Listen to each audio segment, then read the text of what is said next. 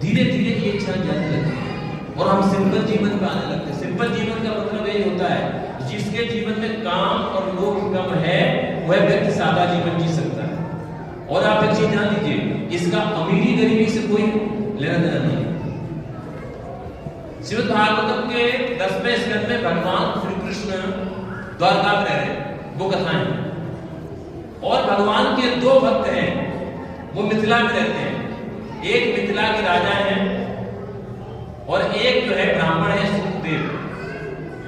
जो ब्राह्मण श्रुतदेव हैं उनके घर में खाने के लिए भोजन नहीं है, लेकिन भगवान जैसे रख रहा है वैसे ही संतुष्ट है, वैसे ही संतुष्ट है, जो कुछ मिल जा रहा है ठीक है, भगवान ने जो दिया उसी में संतुष्ट है। जिस तरह सुदामा जी कृष्ण से आसीत सखा कश्चित ब्राह्मण ब्रह्म वित्तमा विरक्त इंद्रिय अर्थेषु प्रशांत आत्मा जितेंद्रिया।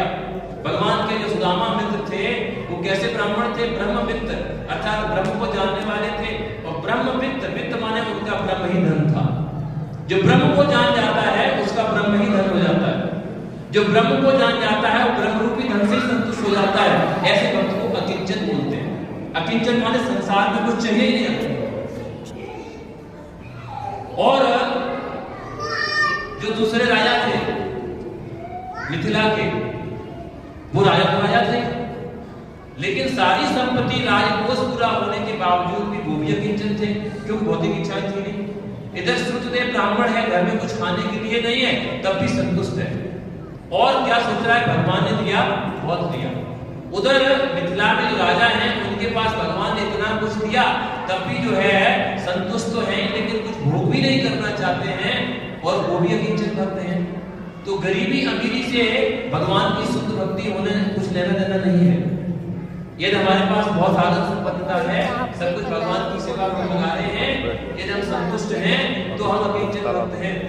और हमारे पास अब देखो बड़े बड़े उद्योगपति हैं संसार में, बड़े बड़े उद्योगपति हैं। भगवान इतना दे दिया कि एक जनरेशन नहीं, 2 जनरेशन नहीं, 7 जनरेशन नहीं, 20 जनरेशन नहीं, 100 जनरेशन नहीं, हजारों जनरेशन बैठे बैठे खा जाए, लेकिन दिन रात भर पैसा पैसा चाहिए।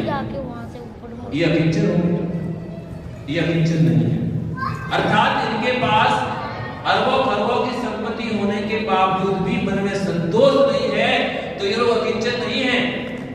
ये लोग क्या है? दरिद्र है।